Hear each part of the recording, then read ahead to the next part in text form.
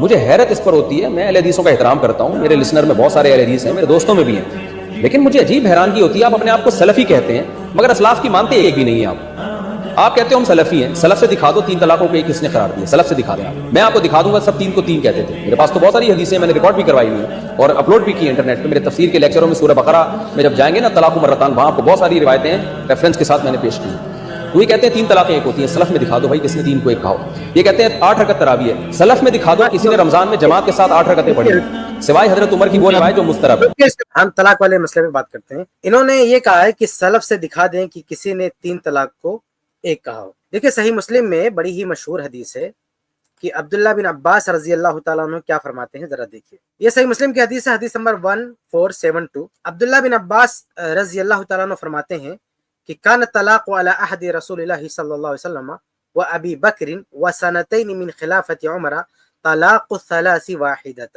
کہتے ہیں کہ اللہ کے رسول صلی اللہ علیہ وسلم کے زمانے میں 3 طلاق ایک ہوتی تھی، اور وہ ابی بکر عہد صدیقی میں ابو بکر رضی اللہ تعالیٰ عنہ کے دور میں 3 طلاق ایک ہوتی تھی، وہ سنتین من خلافت عمر، اور عمر رضی اللہ تعالیٰ عنہ کے دور کے شروع کے 2 سال میں 3 طلاق ایک ہوتی تھی۔ اب بتائیے یہ صحابہ کرام کا دور نہیں ہے؟ ابو بکر صدیق رضی اللہ تعالیٰ عنہ کے دور میں تمام صحابہ 3 طلاق کو ایک کہتے تھے، اسی طرح سے عمر فاروق رضی اللہ تعالیٰ عنہ کے دور میں تمام صحابہ 3 طلاق کو ایک مانتے تھے، عمر فاروق رضی اللہ تعالیٰ عنہ کے دور خلافت کی ابتدائی 2 سال تک۔ تو یہ جو دور گزرا ہے اس میں تمام کے تمام صحابہ، تمام کے تمام سلف، ان سب کا بلکہ بعض اہل علم نے تو اس پر اتفاق اور اجماع نقل کیا ہے کہ اس بات پر تو اجماع ہے کہ صحابہ کرام 3 طلاق کو ایک ہی مانتے تھے۔ چنانچہ میں 1-2 حوالے نقل کر دوں، 1 منٹ۔ یہ عجیب بات ہے، میں تھوڑا سا ایک اضافہ جب تک کہ شیخ لا رہے ہیں تب تک کہ میں پیش کرتا ہوں۔ یہ حضرات سلف کی بات کر رہے ہیں کہ 3 طلاق جو ہے وہ سلف نے دکھا دو، بھائی اگر سلف آپ کے ہاں اتنی بڑی ایسے ہی دلیل ہے تو ہم تو یہ کہتے ہیں کہ تقلید آپ کرتے ہیں نا، آپ سلف کے ہاں سے دکھائیے تقلید کا ثبوت۔ اگر سلف آپ کے ہاں دلیل ہیں اور آپ ماشاءاللہ سلف کے اتنے متبع ہیں تو صرف طلاق کے مسئلے میں آپ سلف کو کیوں تلاش کرتے ہیں؟ یہ مقلدین کے ساتھ عام پرابلم یہ ہوتا ہے کہ ان کے جو دلائل ہیں نا وہ ہر مسئلے کے حساب سے بدلتے رہتے ہیں۔ تو بھائی آپ اگر سلف کے اتنے بڑے متبع ہیں تو جو آپ تقلید کرتے ہیں سلف میں سے دکھائیے کہ ایک مذہب کی تقلید کرنا، ایک امام کی تقلید کرنا، اس کا ثبوت کہاں سے ملتا ہے؟ صرف طلاق کے مسئلے میں آپ سلف کو تلاش کرنا کہاں سے شروع کر دیتے ہیں؟ ایسے 10 مسائل آپ کو حناف کی کتابوں میں مل جائیں گے جس میں وہ ایک صحابی کو لا کر کے نہیں دکھا سکتے ہیں۔ جیسے آپ ایک کسی صحابی کو لا کر کے دکھا دیں جس نے یہ کہا ہو کہ بغیر ولی کے کسی عورت کا نکاح ہو سکتا ہے، حناف کے بغیر ولی کی نکاح ہو جاتا ہے؟ پوری صحابہ کی جماعت میں کوئی ایک آدمی لا کر کے دکھائے جس نے یہ کہا ہو کہ بغیر ولی کے نکاح ہو جاتا ہے؟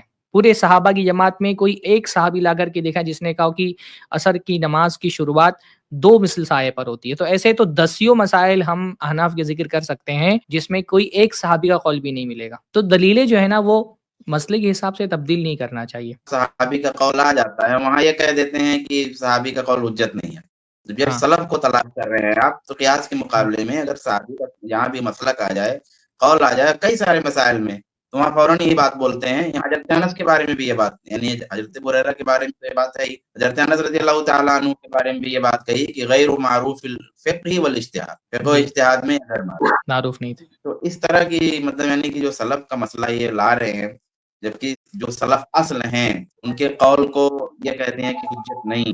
تو بھائی آپ سلفی ہیں، اگر آپ سلف سے نسبت رکھتے ہیں تو پھر آپ کو کیا حجت ہونا چاہیے؟ ارے بھائی سلف کا مسئلہ اگر اتنا حجت ہے تو سب سے پہلے تو تقلید ثابت کر دیں سلف سے۔ جس طرح سے ایک مذہب کی تقلید یہ کرتے ہیں کہ امام کی تقلید کرتے ہیں، تو سلف میں کس نے اس طرح سے ایک مذہب کی تقلید اور ایک امام کی تقلید کی ہے؟ تو یہ تو تقلید جس کی بنیاد پر یہ سارا مسئلہ کھڑا ہوا ہے، یہ تقلید بھی نہیں ثابت کر پائیں، یہ تقلید بھی سلف سے ثابت نہیں کر پائیں گے۔ وہ تو یہ تقلید شروع ہی 4 صدی کے بعد ہوئی ہے، یعنی جن ائمہ کی تقلید کرتے ہیں ان ائمہ سے بھی نہیں ثابت کر پائیں گے۔ نہیں جی، ان ائمہ سے، بلکہ اس کے برخلاف ثابت ہے ائمہ سے تو جی، وہ یہاں تک کہ مرجو بھی ہو یا ضعیف ہو، صحیح ہو، تمام طرح کے مل جائیں گے، لیکن یہ کی تقلید کرنا ہے یہ نہیں ثابت ہو پائے۔ میں یہ کہہ رہا تھا کہ یہ حضرات کہتے ہیں کہ صحابہ میں سے کسی سے ثابت نہیں، جبکہ صحیح مسلم کی حدیث میں واضح طور پر ثبوت موجود ہے کہ ابو بکر صدیق رضی اللہ تعالیٰ عنہ کے دور میں، اسی طرح سے عمر ابن الخطاب رضی اللہ عنہ کے عہد خلافت کے ابتدائی 2 سالہ دور میں تمام کے تمام صحابہ کرام کا اس بات پہ اتفاق تھا کہ اگر ایک ساتھ کسی نے 3 طلاق دی تو وہ ایک طلاق شمار ہوتی ہے۔ چنانچہ بہت سارے اہل علم نے اس کے بارے میں کیا لکھا ہے وہ بھی دیکھیں۔ امام ابن القیم رحمہ اللہ فرماتے ہیں کہ فنحن احق بدعوى الاجماع منكم. اچھا یہ لوگ اجماع کا دعویٰ کرتے ہیں نا کہ 3 طلاق کے 3 ہونے پر اجماع ہے، تو امام ابن القیم رحمہ اللہ فرماتے ہیں کہ بھئی تم سے زیادہ ہمیں حق ہے کہ ہم دعویٰ کریں اجماع کا. کیوں؟ لأنه لا يعرف في عهد الصدیق احد رد ذلك ولا خالفه. کیونکہ ابو بکر صدیق رضی اللہ تعالیٰ عنہ کے دور میں جب 3 طلاق کو ایک مانا جاتا تھا تو کسی بھی صحابی نے اس کی تردید نہیں کی اور کسی بھی صحابی نے اس کی مخالفت نہیں کی. اور زاد المعاد جلد 5 صفحہ 247 پر امام ابن القیم رحمہ اللہ لکھتے ہیں کہ بل لو شئنا لقلنا، بلکہ اگر ہم چاہیں تو کہہ سکتے ہیں ولصدقنا، اور ہماری بات صحیح ہوگی کہ ان ھذا کان اجماعا قدیما، کہ یہ پرانا اجماع یہی تھا. لم یختلف فی علی عہد صدیق اثنان، ابو بکر صدیق رضی اللہ تعالیٰ عنہ کے دور میں کسی کی اس میں 2 رائے نہیں تھی، سب کا اس پہ اتفاق تھا. اسی طرح سے ایک اور عالم ہے امام یوسف بن احمد جمال الدین رحمہ اللہ، 798 ہجری میں ان کی وفات ہوئی. ان کی کتاب ہے سیر الحاس. اچھا اس کتاب میں ان کی کتاب کے حوالے سے نقل ہے کہ الطلاق الثلاث واحدہ، کہ 3 طلاق ایک ہوگی، کما صحت بھی سنہ، جیسا کہ صحیح حدیث سے ہی ثابت ہے. وجتمعت علیہ الصحابۃ فی زمن رسول اللہ صلی اللہ علیہ وسلم وخلافت ابی بکر وبعد خلافت عمر، جیسا کہ صحابہ کرام کا اللہ کے نبی صلی اللہ علیہ وسلم کے دور میں اتفاق تھا، اسی طرح سے ابو بکر صدیق اور عمر رضی اللہ تعالیٰ عنہ کے دور خلافت کے ابتدائی سال میں جو ہے اتفاق اجماع تھا. تو کئی اہل علم نے باقاعدہ اس بات پر اجماع نقل کیا ہے کہ، اور باقاعدہ صحیح مسلم کی حدیث میں اس کی صراحت آ گئی ہے کہ عہد صدیقی میں اور عہد فاروقی کے ابتدائی 2 سال کے اندر 3 طلاق کو ایک شمار کیا جاتا تھا. اس لیے مفتی صاحب کا یہ کہنا ہے کہ کوئی ایک بتا دو. ہم کہتے ہیں کہ عہد فاروقی میں جو تعزیری قانون آیا تھا اس قانون سے پہلے مفتی صاحب، ان کی پوری جماعت، بلکہ چاروں مسلک والے مل کر کوئی ایک روایت بتا دیں کہ عہد صدیقی میں 3 طلاق کو 3 کہا گیا. یہ سارے لوگ پوری دنیا کے مقلدین مل کے کوئی ایک روایت بتا دیں، صرف ایک روایت، کہ جس میں یہ ذکر ہو کہ عہد صدیقی میں اللہ کے نبی صلی اللہ علیہ وسلم کے بعد جو پہلا دور تھا پہلے خلیفہ کا، اسی طرح سے دوسرے خلیفے کا جو شروع کا 2 سالہ دور تھا، اس میں کسی ایک صحابی نے بھی یا کسی ایک تابعی نے بھی 3 طلاق کے 3 ہونے کا فتویٰ دیا ہو. یہ کہیں سے بھی مفتی صاحب دکھا دیں. یہ قیامت کی صبح تک نہیں دکھا سکتے، نہ کسی نے ایسا دکھایا ہے. تو بھائی آپ ایک کا حوالہ مانگ رہے ہیں، آپ صحابہ کرام کی پوری جماعت اور عہد صدیقی کے تمام مسلمانوں کا اتفاق اور اجماع ہے، آپ اس میں کسی ایک کا حوالہ مانگ رہے ہیں. اور رہی بات عہد فاروقی میں جو فیصلہ ہوا تھا عمر ابن خطاب رضی اللہ تعالی عنہ کا کہ بھئی 3 طلاق اگر کسی نے دی تو ہم اس کو نافذ کر دیں گے، تو یہ فتویٰ شرعی فتویٰ نہیں تھا، بلکہ یہ ایک تعزیری قانون تھا، یہ ایک طرح کی سزا تھی. عمر ابن الخطاب رضی اللہ تعالیٰ عنہ خود فرماتے ہیں، جیسا کہ صحیح مسلم کی اسی روایت میں حدیث نمبر 1472 میں ہے کہ فقال عمر ابن الخطاب رضی اللہ تعالیٰ عنہ ان الناس قد استعجلوا فی امر قد كانت لهم فیہ نات، کہ لوگوں نے ایسے معاملے میں جلد بازی کی جس میں ان کے لیے گنجائش تھی. فلو امضیناہ علیہم فامضاہ علیہم، تو کہا کہ ہم اگر انہی کو اس پہ نافذ کر دیں تو کیسا رہے گا، پھر انہوں نے نافذ ہی کر ڈالا.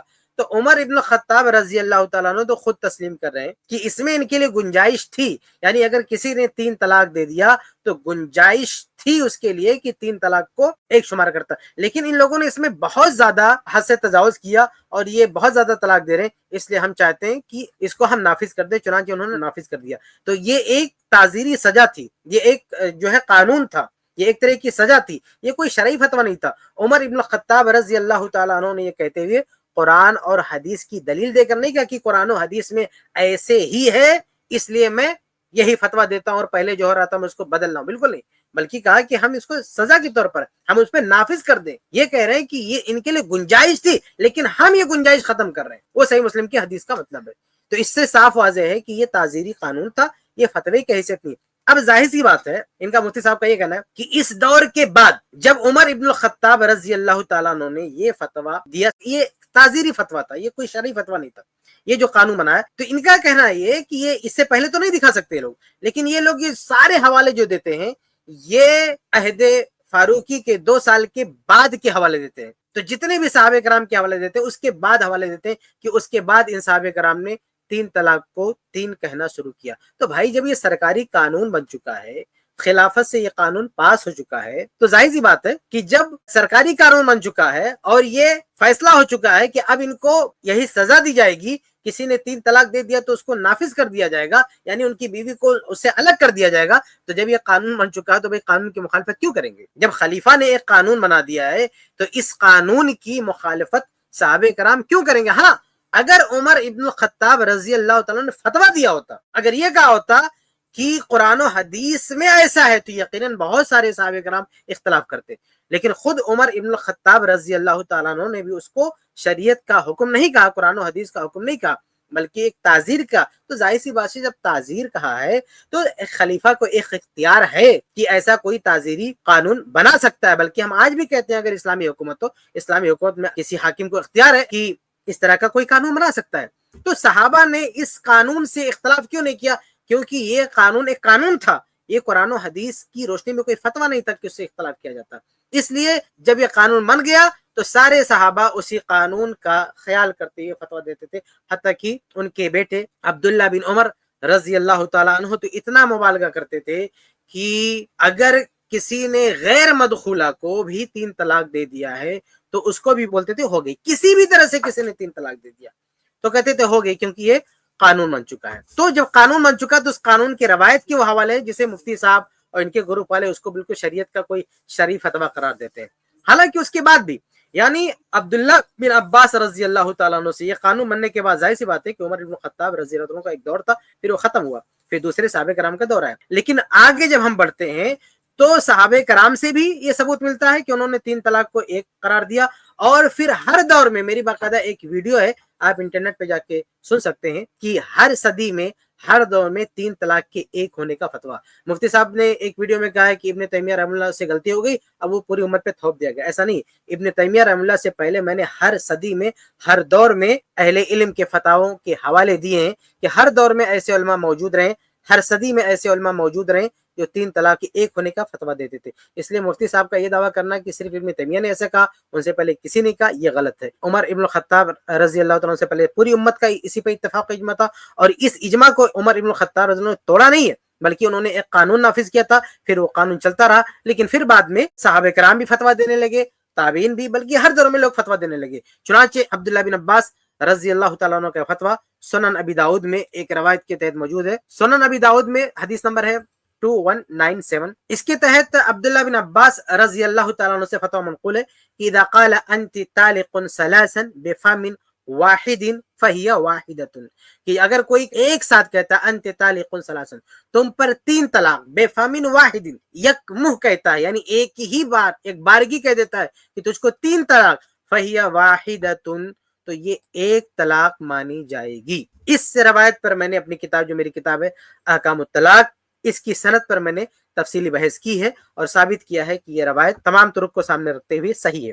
ابن عباس رضی اللہ تعالیٰ عنہ سے اور بھی کئی روایت موجود ہے۔ تو عبداللہ بن عباس رضی اللہ تعالیٰ عنہ سے صراحتاً یہ منقول ہے کہ اگر کسی نے 3 طلاق کہہ دیا تو وہ ایک شمار ہوگی۔ اس لیے مفتی صاحب کا یہ کہنا کہ کسی بھی صحابی سے ثابت نہیں، یہ غلط بات ہے۔ عبداللہ بن عباس رضی اللہ تعالیٰ عنہ سے عہد فاروقی میں جو قانون بنا، اس سے پہلے بھی جیسا کہ وہ کہہ رہے ہیں کہ تمام صحابہ 3 طلاق کو ایک مانتے تھے، اور پھر اس کے بعد بھی عبداللہ بن عباس رضی اللہ عنہ سے ثابت ہے کہ انہوں نے 3 طلاق کے ایک ہونے کا فتویٰ دیا ہے۔ اس لیے مفتی صاحب کا یہ دعویٰ کہ 3 طلاق کے ایک ہونے کا فتویٰ سلف میں سے کسی سے ثابت نہیں ہے، یہ بالکل غلط ہے۔ اور رہی بات اختلاف کی، تو دیکھیے اختلاف تو باقاعدہ ان کے علماء نے بھی ذکر کیے، یہ اجماع کا دعویٰ کرتے ہیں نا، کسی نے ایسا نہیں کہا۔ امام طحاوی رحمہ اللہ، ان کی کتاب دیکھیے شرح معانی الآثار ہے، اس میں کہتے ہیں جلد نمبر 3 صفحہ نمبر 55 پر، اس میں ہے کہ فَذَهَبَ قَوْمٌ إِلَىٰ أَنَّ الرَّجُلَ إِذَا طَلَّقَ امْرَأَتَهُ ثَلَاثًا مَعًا، کہ ایک قوم یعنی اہل علم کی ایک جماعت کہتی ہے کہ اگر کسی آدمی نے اپنی بیوی کو ایک ساتھ 3 طلاق دے دیا، فَقَدْ وَقَعَتْ عَلَيْهَا وَاحِدَةٌ، تو یہ ایک طلاق واقع ہوگی، إِذَا كَانَتْ فِي وَقْتِ سُنَّةٍ، اگر سنت کے مطابق اس نے دیا ہے تو، ذَلِكَ أَن تَكُونَ طَاهِرَةً، سنت کیا ہے کہ بیوی طہر کی حالت میں ہو، فی غیر جماعین، ہم بستری نہ ہوئی ہو،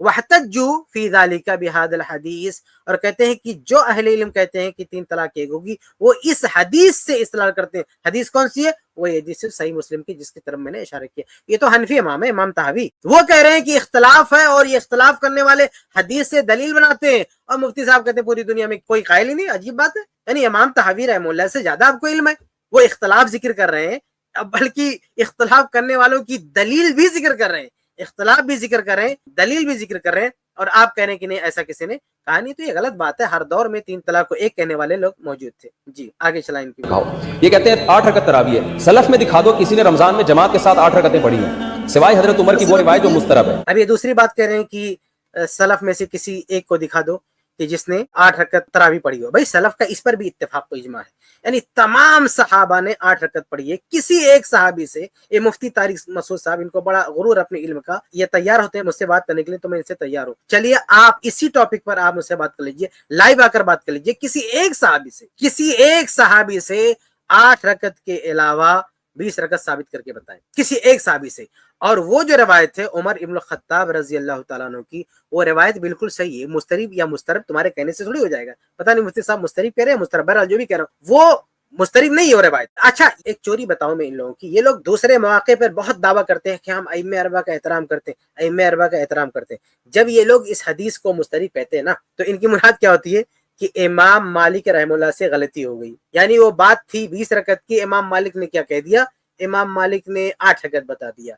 तो ये जब मुस्तरिब कहते हैं ना, तो इस्तराब की जिम्मेदारी अइम्मे अरबा में से एक मदनी इमाम और एक बहुत बड़े इमाम इमाम मालिक रहमुल्लाह के सर पे डाल देते हैं कि उनसे बयान करने में गलती हुई। हालांकि ये सरासर बहतान है इमाम मालिक रहमुल्लाह से। इमाम मालिक रहमुल्लाह से कोई गलती नहीं हुई, क्योंकि इमाम मालिक रहमुल्लाह ने अपने जिन वस्ताज मोहम्मद बिन यूसुफ से ये रवायत नकल की है 8 की तादाद के साथ। ठीक इसी तरह से इमाम मालिक रहमुल्लाह के साथ तकरीबन 6 लोगों ने, यानी इमाम मालिक अकेले नहीं बल्कि 6 लोग हैं जिन्होंने इमाम मोहम्मद बिन यूसुफ से इसी तरह से नकल किया। तो कुल तादाद मिलाते हैं तो देखिए इमाम मालिक रहमुल्लाह है, उसके बाद 1 2 3 4 5 6 7, यानी 7 लोग मिलके 8 रकत की तरह बात नकल कर रहे हैं। सिर्फ एक रवायत में 20 की बात आती है और वो भी ज़ईफ है, साबित नहीं है। अगर वो साबित भी होती ना तो उसकी कोई हैसियत नहीं थी, क्योंकि एक तरफ जो है 7 अइम्मा है, बड़े बड़े अइम्मा है जो ये रवायत कर रहे हैं कि 8 रकत की बात है इसमें,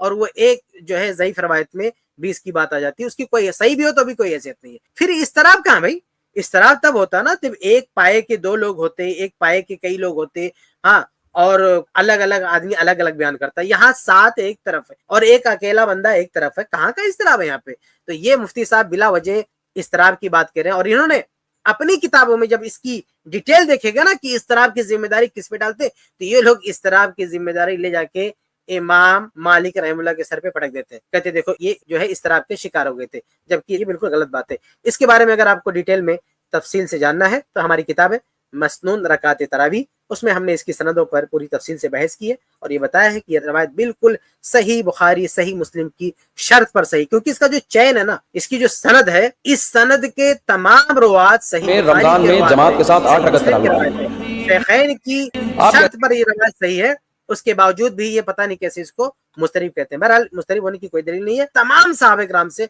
8 रकत साबित है, बल्कि अइम्मे अरबा में से इमाम मालिक रहमुल्लाह से भी 8 रकत साबित है। बाकी 3 इमामों में से किसी से 20 रकत साबित नहीं है। इमाम अबू हनीफा रहमुल्लाह का भी इशारा यही है, उनके शागिर्द ने क़याम रमजान वाली रवायत नकल की कि इमाम हनीफा इसी के कायल थे, उससे भी इशारा मिलता है कि 8 रकत के कायल हो।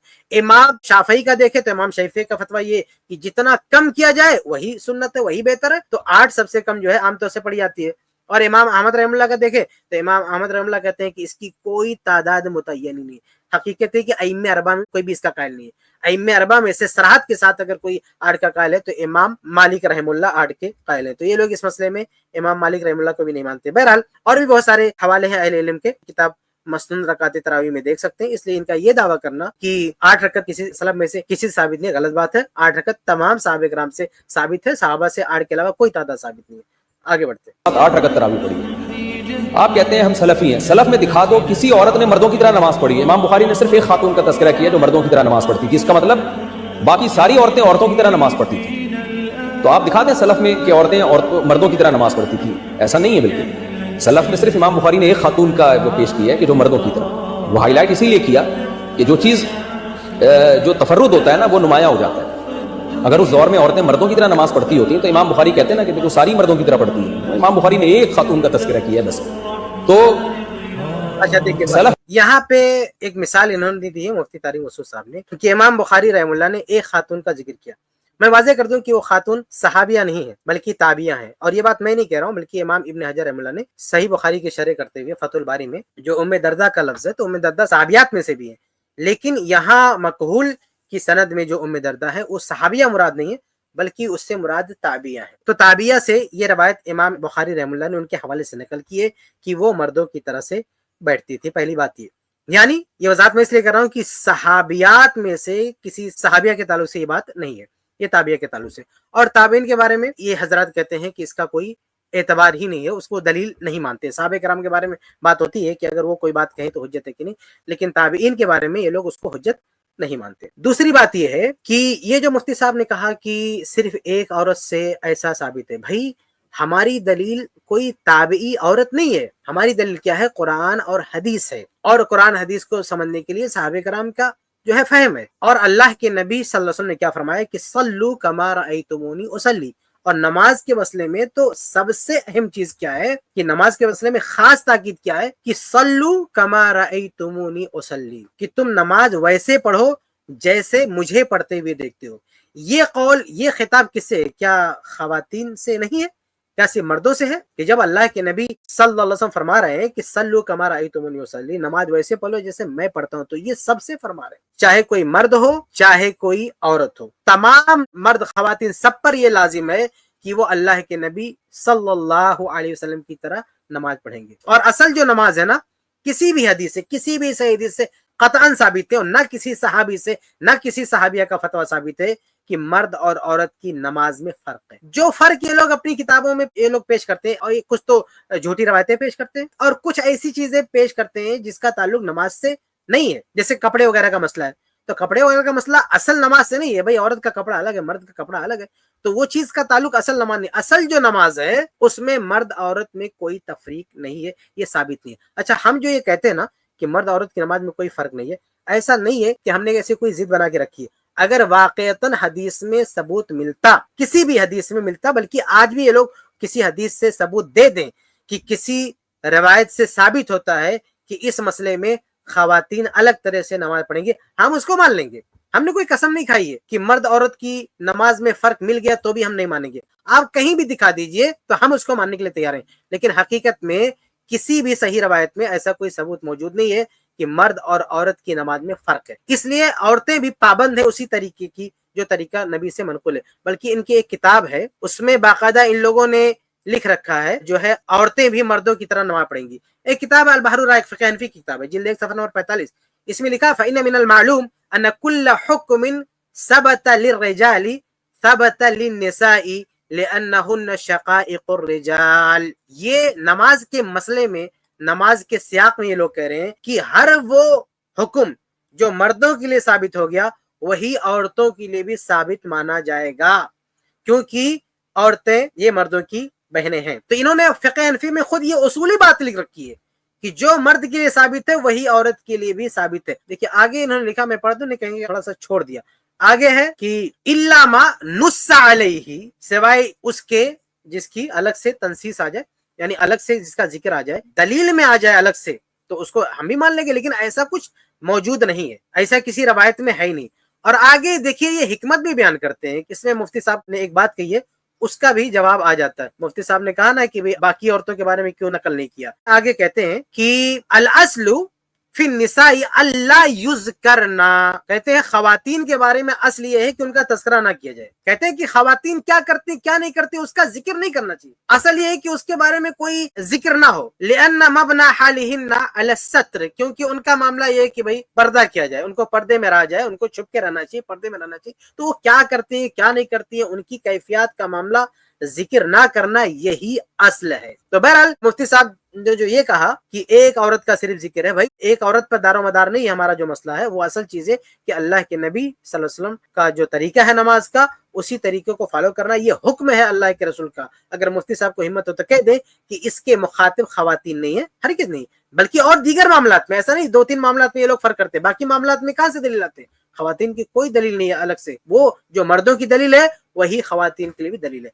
अच्छा, इन्होंने जो ये नुक्ता उठाया कि इमाम बुखारी ने सिर्फ एक का जिक्र किया है, इसका मतलब ये है कि बाकी लोग ऐसा नहीं करती थी, यानी एक का जिक्र किया, बाकी ऐसा नहीं करती थी। भाई ये आप तब कह सकते थे ना कि जब बाकी खवातीन से इसके बरखिलाफ मिलता, बाकी खवातीन का तरीका सराहतन कहीं मिलता, कहीं मेंशन होता, जैसे ये ताबिया हैं, अगर बाकी ताबियात ऐसा नहीं करती, ये तो पहली बात तो ये ताबिया यानी कोई सहाबिया नहीं है, اس لیے اگر آپ کی بات تھوڑی دیر کے لیے مان بھی لیں تو یہ تابعات کے بارے میں ہوگا، صحابیات کے بارے میں نہیں ہوگا. لیکن چلو تابعات کے بارے میں بھی یہ بات تب مانی جاتی جب ایک کو چھوڑ کر باقی تمام تابعات کے بارے میں یہ صراحت ملتی کہ وہ جو ہے الگ طریقے سے بیٹھتی تھی نماز میں. لیکن جب ایسی کوئی صراحت نہیں ملتی ہے دیگر تابعات کے بارے میں اور کسی ایک تابعی کے بارے میں کوئی ذکر آ گیا تو اس کا مطلب یہ کہ وہی تمام کا طریقہ تھا.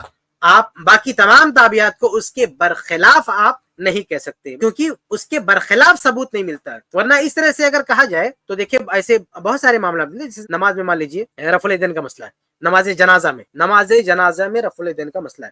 یہ حنفی حضرات نماز جنازہ میں ساری تکبیرات میں رفع الیدین کرتے ہیں. ساری تکبیرات میں رفع الیدین کا عمل صرف اور صرف ایک صحابی سے ملتا ہے، عبداللہ بن عمر رضی اللہ تعالیٰ عنہ سے، موقوفاً، مرفوعاً نہیں، موقوفاً. یہ تو تابعہ کی بات کرتے ہیں، میں صحابی کی بات کر رہا ہوں، سیدھا ڈائریکٹ صحابی کی بات. صحابہ میں صرف اور صرف عبداللہ بن عمر رضی اللہ تعالیٰ عنہ سے ملتا ہے کہ وہ تمام تکبیرات جنازہ میں رفع الیدین کرتے تھے، باقی کسی صحابی سے نہیں ملتا. تو اب مفتی طارق مسعود کے اصول سے کیا یہ مان لیا جائے کہ یہ ان کا شاذ عمل تھا، صرف ان کا عمل تھا اور باقی کوئی بھی اس پر عمل کرنے والا نہیں تھا، باقی تمام کے تمام صحابہ رفع الیدین نہیں کرتے تھے؟ کیا یہ مان لیا جائے؟ اگر یہ مان لیا جائے تو پھر مفتی طارق مسعود کے اس مسئلے میں بھی اعلان کرنا چاہیے کہ بھئی جنازے کی تکبیرات میں کوئی رفع الیدین نہ کرے، جو پہلی تکبیر اس میں رفع الیدین کرے، باقی تکبیرات میں کوئی رفع الیدین نہ کرے، کیونکہ یہ صرف عبداللہ بن عمر سے منقول ہے اور وہ اس لیے ہائی لائٹ کیا گیا کیونکہ دوسرے سارے صحابہ کے وہ برخلاف تھا. تو سارے صحابہ چونکہ رفع الیدین نہیں کرتے تھے اور یہ اکیلے کرتے تھے، اس لیے کیا کیا جائے، وہ جو دیگر صحابہ کرام کا طریقہ رفع الیدین نہ کرنے کا اس پہ عمل کیا جائے. تو بہرحال اس طرح سے نتیجہ نہیں نکالا جاتا ہے کہ کسی ایک صحابی سے کوئی روایت آ گئی یا کسی ایک تابعیہ کی کوئی بات آ گئی، صحابی یا صحابیہ کی بات آ گئی تو آپ کہیں گے نہیں اب باقی سب اس کے خلاف ہی کر رہے تھے تبھی ایک سے ملا ہے. یہ بالکل غلط ہے، بلکہ یہ خود ایسی اصولوں کو فالو نہیں کرتے نا. داڑھی کے مسئلے میں دیکھیے، داڑھی کے مسئلے میں یہ عبداللہ بن عمر رضی اللہ تعالیٰ عنہ کی دلیل لائیں گے کہ دیکھو وہ داڑھی کاٹتے تھے، ایک مشت کے بعد داڑھی کاٹتے تھے. تو کیا ہم یہ کہہ دیں کہ بھائی دیکھو یہ ہائی لائٹ ہو گئے باقی سارے صحابہ کرام جو ہے داڑھی نہیں کاٹتے تھے؟ نہیں، دیکھیے ہماری یہ رائے ہے، ہمارا یہ موقف ہے کہ داڑھی کو نہیں کاٹنا چاہیے اور ہم کہتے ہیں کہ انہی جو ہے صراحتاً جو ہے ایک دو صحابہ سے ملتا ہے داڑھی کاٹنے کا، باقی 5 صحابہ سے داڑھی نہ کاٹنے کا ثبوت ملتا ہے. باقی 5 صحابہ چنانچہ المعجم الکبیر وغیرہ کی روایت ہے کہ 5 صحابہ کرام تھے جو اپنی داڑھی نہیں کاٹتے تھے. تو 2 سے ثبوت ملتا ہے داڑھی کاٹنے کا، 5 سے ثبوت ملتا ہے داڑھی نہ کاٹنے کا. باقی صحابہ کا کیا معاملہ ہے؟ باقی صحابہ کے بارے میں روایتیں خاموش ہیں، باقی صحابہ کے بارے میں ہمارے پاس کوئی روایت نہیں ہے. تو ہم صرف اتنا بات کر سکتے ہیں جتنے روایتیں ہیں ہمارے پاس. اس لیے اگر مفتی صاحب کی نظر میں یہ اصول ہے تو ہر جگہ اپلائی کریں نا.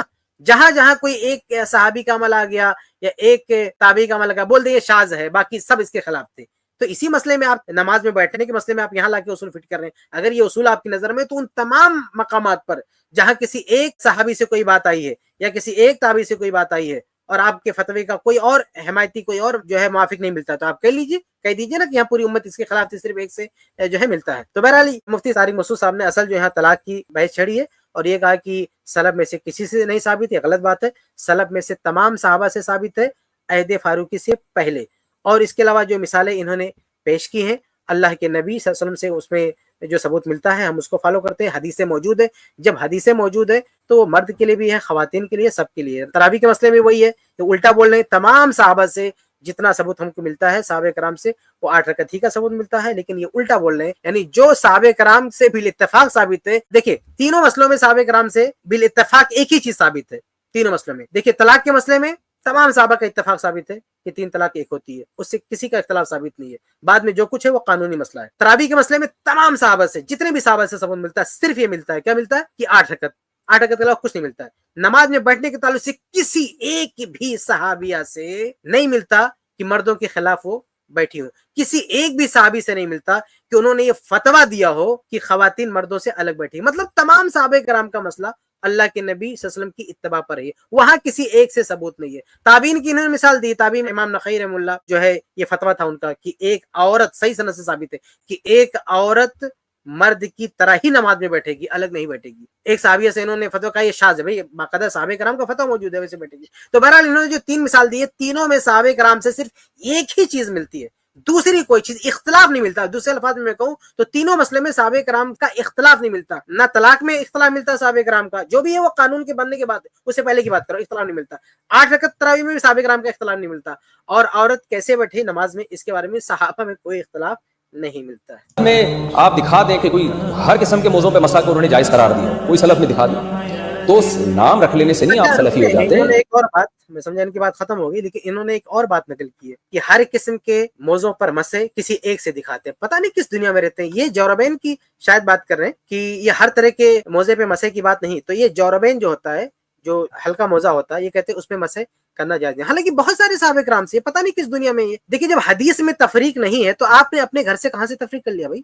अभी शेख सरफात ने जिक्र किया ना, अली बिन अबी तालिब रजी अल्लाह तआला भी जौरबैन पे मसा करते थे और इनका मसला उनके खिलाफ है। इसी तरह से बहुत सारे साहबा कराम, मैं एक दो हवाले आपके सामने जिक्र किया। मैं एक हवाला मेरे पास भी शेख, मैं उसको पेश कर देता हूँ। ये जो है शेख अहमद शाकिर ने जो जमालुद्दीन कासमी साहब की किताब है अल-मस्ह अलल जौरबैन, उसमें उन्होंने ये दुलाबी का ये रिवायत नकल की है कि दुलाबी कहते हैं कुना वल अस्मा में जिल्द नंबर 1 सफ़ा 181, वो हजरत अनस की रिवायत लेकर क्या है, आप उसको देख सकते हैं कि अरज़क बिन कैस कहते हैं रअयतु अनस इब्न मालिकिन अहदसा फगसला वजहहु व यदैहि, कि मैंने देखा अनस इब्न मालिक को कि वो नापाक हुए तो उन्होंने अपना चेहरा धोया, दोनों हाथ धोए, और मसहा अलल जौरबैनी मिन सौफिन, यहाँ पे बाकायदा अल्फाज हैं इसके। पहली बात तो ये कि उन्होंने मसा किया सूफ यानी जो ऊन का मोजा होता है उस पर मसा किया। ये तो इसे जौरबैन की बहुत सारी रिवायतें मौजूद हैं, लेकिन ये खास रिवायत है जिसमें बाकायदा ऊन का जिक्र भी आ गया कि उन्होंने ऊन वाले मोजे पर मसा किया। ये तो बात है ही है, और जौरबैन से बहुत सारी रिवायतें। फकुल तो अतम सहो अलैहिमा, तो मैंने उनसे पूछा कि क्या आप ये ऊन के मोजों पर मसा कर रहे हैं? फकाला इन्नहुमा खुफ़ानी वलाकिन्नहुमा मिन सौफिन। असल इस्तिदलाल इस बात से है कि सहाबे किराम, ये जो बाद में लोगों ने तफरीक की है खुफ की और जौरब की, कि खुफ जो है वो चमड़े का मोजा है उसको कहा जाएगा, और जौरब जो है वो सूफ और ऊन के मोजे को कहा जाएगा। हजरत अनस फरमा रहे हैं कि ये जो ऊन का मोजा होता है ये भी खुफ है, यानी अल्लाह के नबी सल्लल्लाहु अलैहि वसल्लम ने हदीसों में जो इजाजत दी है खुफैन पर मसा की, तो खुफ में जौरब भी शामिल है। तो उन्होंने फरमा इन्नहुमा खुफ़ानी, ये जो ऊन के मोजे हैं ये भी असल में खुफ हैं, यानी ये भी उन्हीं मोजों में शामिल है जिनके अलग नेजा दी।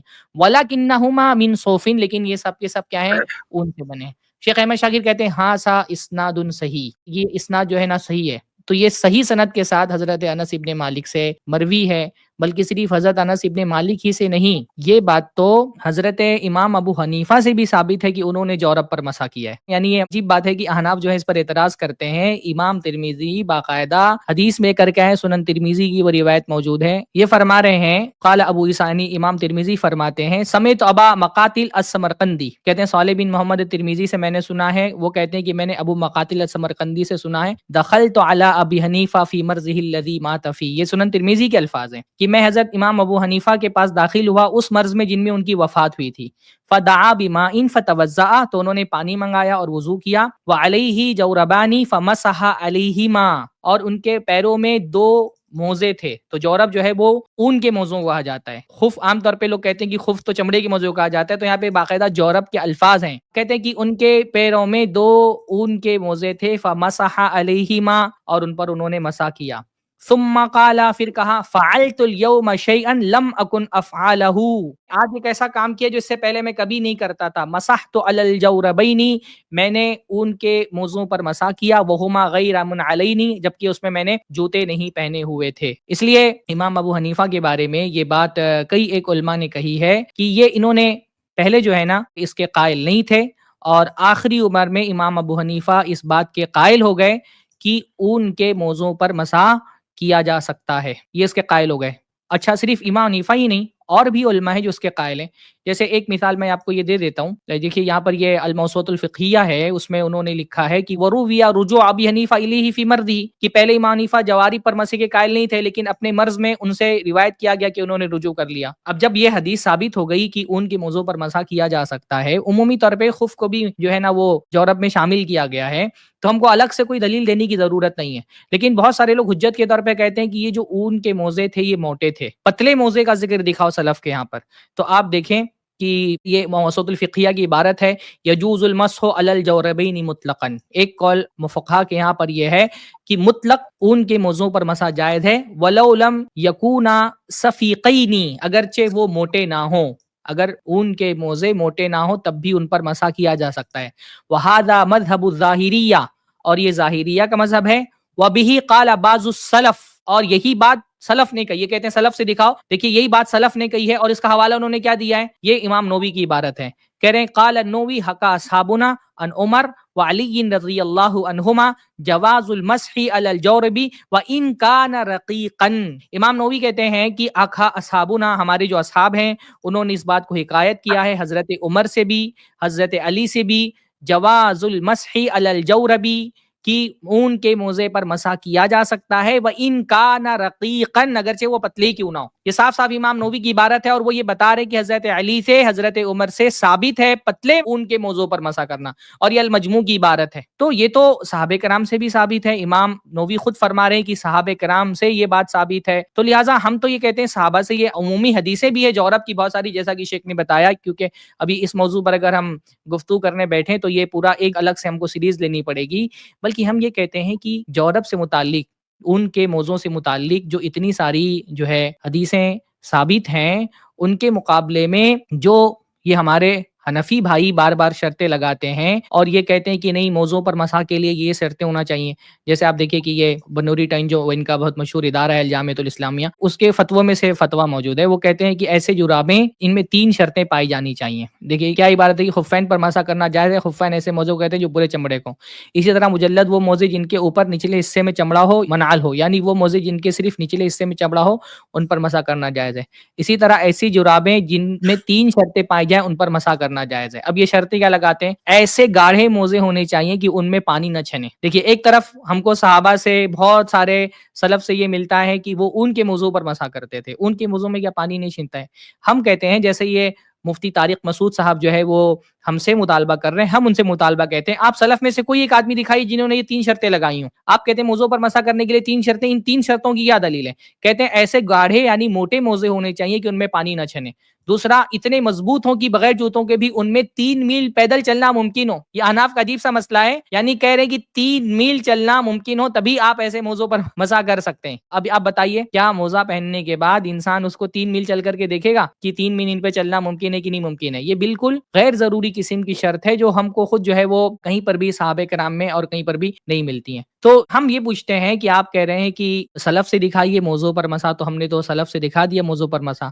اب ہم یہی سوال آپ سے کرتے ہیں کہ آپ دکھائیے کہ سلف میں سے کس نے یہ 3 شرطیں لگائی ہیں. تیسری شرط یہ کہ کسی چیز سے باندھے بغیر اپنی موٹائی اور سختی کی جیسے پنڈلی پر خود قائم رہ سکے, اور یہ کھڑا رہنا کپڑے کی تنگی اور چستی کی وجہ سے نہ ہو. یہ جو 3 شرطیں آپ نے لگائی ہیں, آپ سلف میں سے کوئی ایک صحابی کو دکھائیے کہ جنہوں نے یہ 3 شرطیں لگائی ہوئی ہوں. بہرحال یہ تو سلف کی بات کرتے ہیں, سلف ان کو ضرورت کے وقت یاد آتے ہیں, ورنہ جیسا کہ شیخ کفایت نے کہا نا کہ مقلد جو ہے وہ تو جب سلفی ہوتا ہے تب بھی وہ مقلد ہی رہتا ہے. میں ایک چیز اور آپ کے ساتھ شیئر کرنا چاہتا ہوں. یہ حناف کے یہاں پر جب سلف کہا جاتا ہے نا, یہ ہم کو سلف کا تانا دیتے ہیں. حناف کے یہاں جب سلف بھی کہا جاتا ہے نا, تو سلف سے مراد امت کے سلف ہوتے ہی نہیں ان کے یہاں پر, بلکہ ان کے یہاں سلف سے مراد ہوتے ہیں امام حنیفہ, امام ابو یوسف اور محمد بن حسن الشیبانی. دیکھیے یہ ویکیپیڈیا کی عبارت ہے, آپ کے اسکرین پہ دکھ رہی ہوگی. اس میں وہ بتا رہے ہیں والسلف یعنی جو ان کے ہاں پر جو اصطلاحات ہیں ان کا معنی کیا ہوتا ہے. امام اعظم سے مراد امام حنیفہ ہوتا ہے, امام ثانی سے مراد امام ابو یوسف ہوتا ہے, امام ربانی سے مراد محمد بن حسن الشیبانی ہوتا ہے. ایسے ہی جب حنفی السلف کہتے ہیں تو ان کی کیا مراد ہوتی ہے؟ وہ السلف کہہ کر کے امت کے سلف مراد نہیں لیتے ہیں. جب یہ کہتے ہیں السلف یراد بہذا المصطلح عندهم, جب یہ احناف سلف کہتے ہیں تو سلف سے ان کی مراد ہوتی ہے من ابی حنیفہ الی محمد بن حسن, حضرت امام ابو حنیفہ سے لے کر کے محمد بن حسن. یعنی یہ جب سلف کہتے ہیں تو ان کا صرف 3 ہی لوگ مراد ہوتے ہیں, امام ابو حنیفہ, امام ابو یوسف اور محمد بن حسن الشیبانی. یہ 3 ہی لوگ ان کے یہاں پر مراد ہوتے ہیں جب سلف یہ کہا جاتا ہے ان کے یہاں پر. اور یہ اکیلے جو ہے وہ ویکیپیڈیا ہی کا حوالہ نہیں ہے, اور بھی حوالے آپ کو, جیسے یہ بات ابن عابدین نے لکھی ہے, جو حنفی اصطلاحات کی جو کتابیں ہیں وہ آپ اٹھا کر کے دیکھیں گے تو آپ کو مستقل آپ کو یہ بات ملے گی کہ احناف کے یہاں پر جب سلف کہا جاتا ہے والسلف عند فقہاء الحنفیہ الی محمد بن حسن ففی حاشیۃ عابدین وفی اصطلاح الفقہاء کما قال الشیخ عبداللہ فی فتاویہ السلف الصدر الاول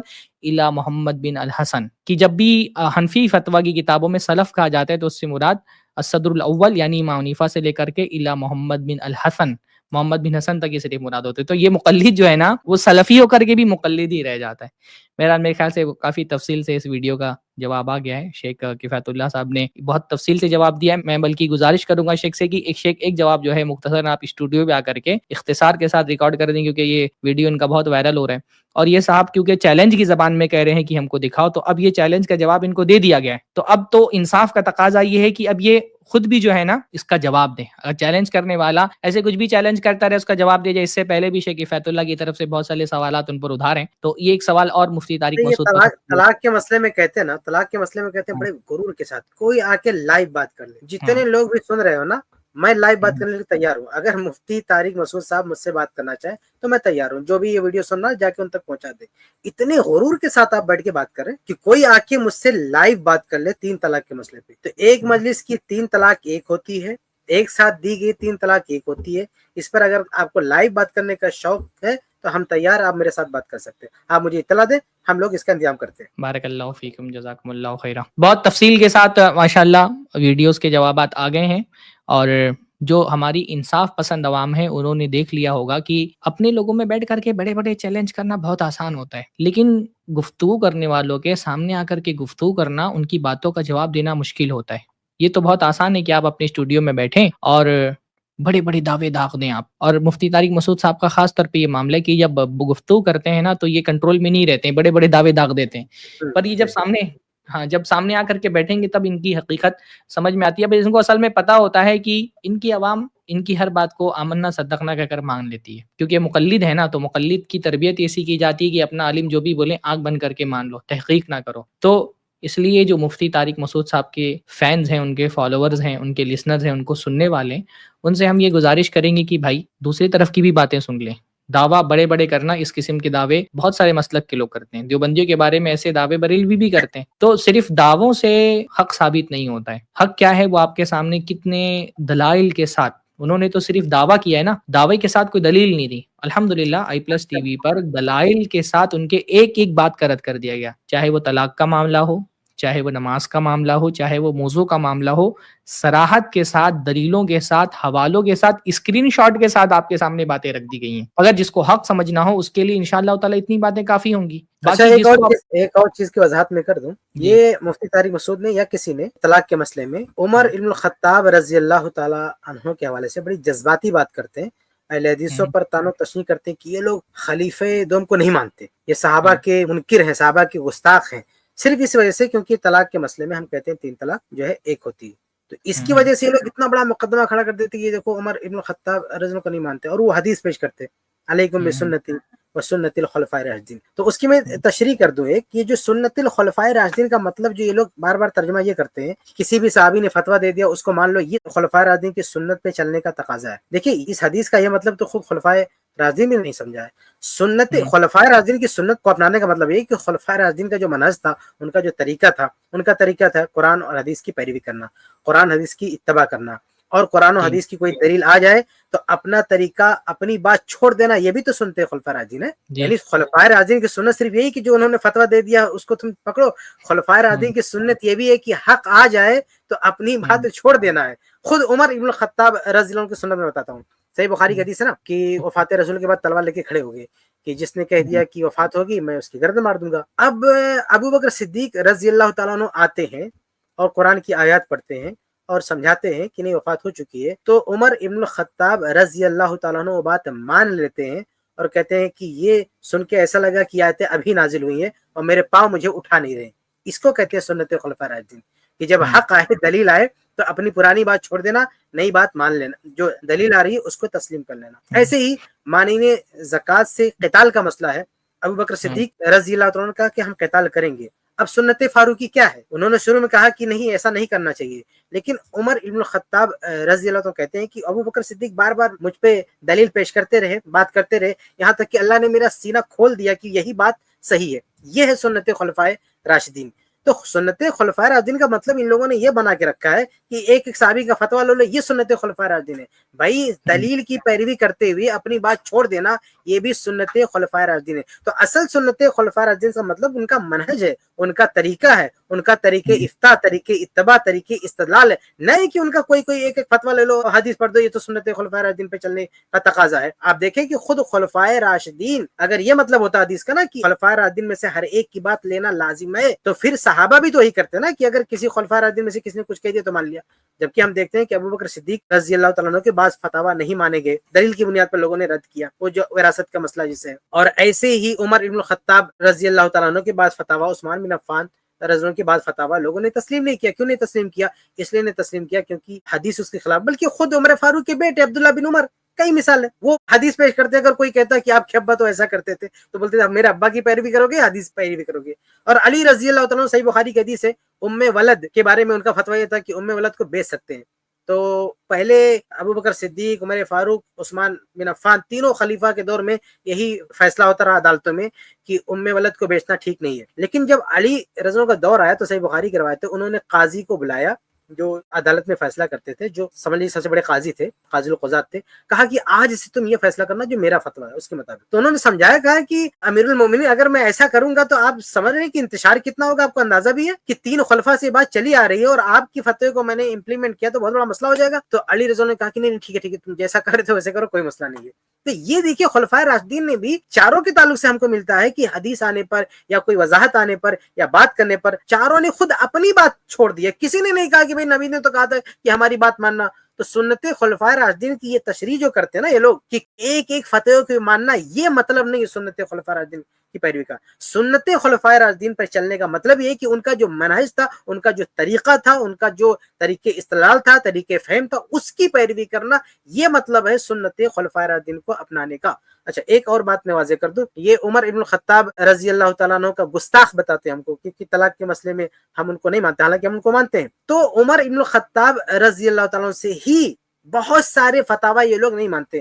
میں ایک دو گنا دوں، مطلب میرے پاس 20 فتاوی کی فہرست ہے کہ عمر ابن الخطاب رضی اللہ تعالیٰ عنہ کے 20 ایسے فتاوی ہیں جس کو حنفی دنیا نہیں مانتی۔ جیسے مستدرک حاکم کی روایت ہے کہ عمر رضی اللہ تعالیٰ عنہ امام کے پیچھے جہری نماز ہو، سری ہو، جو بھی نماز ہو، چاہے امام زور سے قرأت کر رہا ہے یا آہستہ، سورہ فاتحہ پڑھنے کے قائل ہیں، یہ لوگ نہیں مانتے۔ عمر رضی اللہ تعالیٰ عنہ کے نزدیک مصنف ابن ابی شیبہ کی روایت ہے کہ سورہ حج میں سجدے ہیں، یہ لوگ نہیں مانتے۔ عمر ابن الخطاب رضی اللہ تعالیٰ عنہ کے نزدیک سجدے تلاوت واجب نہیں ہے، صحیح بخاری کی حدیث ہے، یہ لوگ نہیں مانتے۔ عمر رضی اللہ تعالیٰ عنہ کے نزدیک فجر کی نماز اندھیرے میں پڑھیں گے، غلط میں پڑھیں گے، موطا کی روایت، یہ لوگ نہیں مانتے اس کو۔ عمر رضی اللہ تعالیٰ عنہ کے نزدیک عصر کا جو ٹائم ہے وہ ایک مثل سایہ کے بعد شروع ہوتا ہے، اوسط ابن منذر کی روایت، یہ لوگ نہیں مانتے۔ عمر رضی اللہ تعالیٰ عنہ نے حج تمتع سے منع کیا، یہ ان کا فتویٰ تھا، ان کی بات تھی، یہ لوگ اس کو نہیں مانتے۔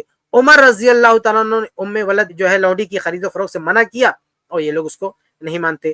عمر رضی اللہ تعالیٰ عنہ کا فتویٰ ہے موطا مالک میں کہ مفقود الخبر یعنی شوہر، یعنی ایسا بندہ جس نے شادی کے بعد جو لاپتہ ہو گیا تو اس کی بیوی 4 سال انتظار کرے گی، یہ لوگ نہیں مانتے، یہ لوگ 80 سال یا 120 سال تک کی بات کرتے۔ اسی طرح سے بغیر ولی کے اگر کسی نے شادی کر لیا تو یہ سنن سعید بن منصور کی روایت ہے کہ عمر رضی اللہ کہتے ہیں کہ بغیر ولی کے کوئی شادی کیا تو اس پر کوڑے لگائے جائیں گے، یہ لوگ کہتے ہیں بغیر ولی کے شادی کر سکتے ہیں۔ حالت احرام میں نکاح منع ہے، عمر فاروق رضی اللہ فتویٰ دیتے ہیں، یہ لوگ اس کو نہیں مانتے ہیں۔ عمر فاروق رضی اللہ کہتے ہیں زبردستی کی طلاق نہیں مانی جائے گی، سنن سعید بن منصور کی روایت ہے، یہ لوگ جو ہے اس کے خلاف ہیں۔ عمر فاروق رضی اللہ تعالیٰ عنہ رکوع سے پہلے رکوع کے بعد رفع الیدین کے قائل ہیں، یہ موطا ابن وہب کی صحیح روایت ہے، یہ لوگ اس کو نہیں مانتے ہیں۔ عمر رضی اللہ تعالیٰ عنہ کا یہ بھی فتویٰ ہے کہ گو حلال ہے، ذبح حدیث کا لفظ ہے، ذبح حلال ہے، یہ لوگ اس کو نہیں مانتے ہیں۔ عمر رضی اللہ تعالیٰ عنہ کے نزدیک جو ہے ایلا گزر جانے کے بعد رجوع یا طلاق ہے، یہ لوگ اس کو نہیں مانتے۔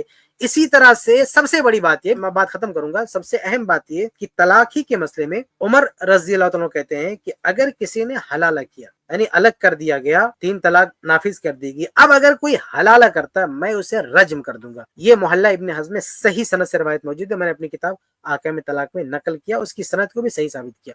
تو عمر ابن الخطاب رضی اللہ عنہ فرماتے ہیں کہ اگر کسی کو میں پا گیا حلالہ کرتے ہوئے تو میں اسے ڈیتھ پینالٹی، جان سے مار دوں گا، اسے رجم کر دوں گا۔ یہ لوگ حلالے کی دکان چلاتے ہوئے، اب بڑی چالاکی سے میں آپ کو بتا دوں، میں بات ختم کرتا ہوں، ان سے آپ فتویٰ پوچھو گے نا حلالے کا، بولتے نہیں وہ حلالہ غلط ہے، نہیں کرنا چاہیے، یہ زبان سے کہتے ہیں غلط ہے، پھر چپکے سے انڈر ٹیبل فتویٰ کیا سپلائی کرتے، غلط تو ہے لیکن کسی نے کر لیا تو پھر بیوی حلال ہے تمہارے لیے۔ तुम जो है बीवी को ले सकते हो। ये कहते हैं गलत तो है बहुत फतवा। बाद में गलत कहने लगे थे, पहले कागज पे लिख के देते थे, जब अभी कुछ जल्दी जब बहुत शोर शराबा हुआ मीडिया पे आने लगा तब इन्होंने कागज पे लिखना बंद किया, लेकिन अभी बहुत सारे लोग कागज पे लिखते हैं, अभी कागज पे लिखना बंद किया, जबान से जाके पूछेंगे, मुलाकात करेंगे तो वही फतवा देते हैं हलाला करने वाला, और बाकायदा जुबान लगा। बल्कि अभी कुछ लोग ऐसे, बल्कि मुफ्ती साहब भी है, एक वीडियो में कहते हैं कि अगर नियत इस्लाह की हो ना दो को मिलाने की तो सवाब मिलेगा। अस्तगफिरुल्लाह। बताइए अल्लाह ताला का कानून है और तुम इधर उधर घुमा फिरा के उसको तोड़ रहे हो और कहते हो सवाब मिलेगा। अच्छा, मुफ्ती तारिक मसूद ने एक गंदी जबान इस्तेमाल करते बार बार, कहते हैं अहले हदीस 3 तलाक को एक बोल के ज़िनाकारी करवा रहे हैं। मतलब अभी क्या बोलूं, अल्लाह माफ फरमाए, तुम लोग जो है हलाला करवा के हलाले की दुकान खोल के उसको सवाब का काम बता रहे हो। बताओ, अहले हदीसों को गालियां देते हो कि ये लोग 3 तलाक को एक बोलते हैं, जबकि मुस्लिम अहमद वगैरह की सही रवायत मौजूद है, और तुम लोग जो है हलाले की बात, जबकि अल्लाह के रसूल ने लानत की है। उमर फारूक रज़ी अल्लाह ने कहा कि मैं रज्म कर दूंगा, उसकी दुकान चलाते हो, कहते हो इससे सवाब मिलेगा। ये है मुफ्ती तारिक मसूद साहब, हलाला करवाने वालों को सवाब बांट रहे हैं, और जो सुन्नत पर अमल कर रहे हैं कहते हैं कि ये गुनाह है, ज़नाकारी है। अच्छा, मैं जो मेरे जिम्मेदारान सुन रहे हैं, मैं ये चाहूंगा ना कि ये जो शेख की क्लिप बनी है, ये अहले हदीसों पे बहुत पुराना इल्जाम है कि अहले हदीस जो है वो एक मसले का हवाला बना करके, तरावी का और तलाक के 2 मसलों का हवाला बना करके अहले हदीसों पे इल्जाम लगाया जाता है कि हम हज़रत उमर इब्नुल खत्ताब के खिलाफ हैं। तो शेख ने मेरे ख्याल से 10 से ज़ायद मसाइल बयान कर दिए जिसमें अहनाफ हज़रत उमर की मुखालफत करते हैं। तो इंशाल्लाह उसको एक क्लिप की शक्ल में एक अलग से अपलोड किया जाए ताकि ये बात लोगों के सामने आए और इसको ज़्यादा से ज़्यादा नशर किया जाए लोगों अलग। अभी मैंने बगैर हवाले के जल्दी पेश कर दिया इस टीम में। इंशाल्लाह मेरा इरादा है मैं अलग से बाकायदा उसको हवाले के साथ आप नकल करें, क्योंकि ये रिकॉर्ड कराऊंगा। हाँ, इनको बताऊंगा कि कितना ये उमर फारूक रज़ी को मानते हैं, बल्कि तलाक के मसले में भी नहीं मानते। ये रफुलदैन में भी तो नहीं मानते, रफुलदैन भी तो तमाम सहाबा से साबित है नहीं मानते हैं। तो सबसे मतलब रोजाना का मसला है, हर नमाज का मसला है। यहाँ इनको वो नहीं याद आता, अलैकुम बिसुन्नती व सुन्नतिल खुलफाए राशिदीन, यहाँ नहीं याद आता इन लोगों को, यहाँ पर नहीं याद आता है इनको। ठीक है शेख, तो यहाँ तक के गुफ्तगू हमारी मुकम्मल हुई। अब हम अपने प्रोग्राम के दूसरे हिस्से की तरफ जा रहे हैं, जिसमें इंशाअल्लाह ताला हम सवालात के जवाबात अपने जो सामीन हैं, लिसनर्स हैं, उनसे सवाल लेंगे और उनके सवालों का जवाब देंगे। जो हमारे सवाल करने वाले अहबाब आते हैं उनसे गुजारिश है, देखिए ये अल्हम्दुलिल्लाह आपने देखा कि यहाँ पर जो अहले इल्म माशाअल्लाह गुफ्तगू कर रहे हैं, दलाइल के साथ गुफ्तगू करते हैं, संजीदगी के साथ गुफ्तगू करते हैं, हवाले के साथ गुफ्तगू करते हैं। तो एक जो मिजाज बनता है हमारे ओपनिंग कमेंट में, सवाल जवाब का जो सेशन होता है उसमें भी उस मिजाज की रियायत की जाए। आप सवाल करने के लिए आ रहे हैं, नरमी के साथ, मोहब्बत के साथ, इल्मी अंदाज में सवाल अपना रखें और फिर जो मशाइख इंशाअल्लाह ताला उसका वो जवाब इंशाअल्लाह ताला देंगे। ज़बान निथरी साफ़ सुथरी होनी चाहिए। हम सब आपस में अल्हम्दुलिल्लाह मुसलमान हैं और इकराम मुस्लिम एक हम सब की जिम्मेदारी होती है, बल्कि हमारे यहाँ तो इकराम मुस्लिम की कुछ ज़्यादा ही बातें करता है 6 बातों में। तो इकराम मुस्लिम का मतलब सिर्फ अपने मसलक के बंदे का इकराम नहीं होना चाहिए, बल्कि इकराम मुस्लिम का मतलब वो तमाम लोगों का इकराम होना चाहिए जो मुसलमान हैं। तो इकराम के साथ, एहतराम के साथ, रिस्पेक्ट के साथ अपनी बातें रखें। तरीका ये होना चाहिए कि अगर आपके पास बोलने के लिए 3, 4, 5 बातें हैं तो ऐसा ना करें आपकी एक साथ सारी बातें दोहरा दें। एक बात पहले रखें और उस बात पर भी जब गुफ्तगू हो, मान लीजिए आपके पास 4 दलाइल हैं, इंशाअल्लाह ताला आपके 4 नहीं 400 दलाइल का भी जवाब दिया जाएगा। लेकिन तरीका ये नहीं होता कि आप 100 दलाइल एक साथ बयान कर दें। तरीका ये है कि एक मौजू पर बात हो रही है तो पहले उस मौजू से मुतालिक एक दलील आप अपने सामने रखें, उस दलील पर पहले बात हो जाए। जब बात मुकम्मल हो जाए फिर आप अपनी दूसरी दलील लेकर के आए, फिर तीसरी दलील लेकर आए, फिर चौथी दलील लेकर के आए, ताकि जो एक सिंसियरिटी है ना गुफ्तगू में उसको मेंटेन किया जा सके। इस क्लिप की फुल वीडियो देखने के लिए हमारे चैनल पर जरूर आएं। iPlus TV ने एक नया YouTube चैनल शुरू किया है जिसका नाम है iPlus TV इख्तिलाफ का हल। इस चैनल पर सिर्फ इख्तिलाफी मसाइल पर वीडियोस आएगी, लेकिन दलाइल के साथ और भाईचारगी के साथ। आपको मैं दावत देता हूं कि आप भी हमारे इस चैनल को सब्सक्राइब करें, हमारी वीडियोस को शेयर करें और नोटिफिकेशन आइकन को ऑल सेलेक्ट करें ताकि आपको हमारी वीडियोस का नोटिफिकेशन मिल सके। जज़ाकल्लाहु खैर, वस्सलाम अलैकुम रहमतुल्लाह।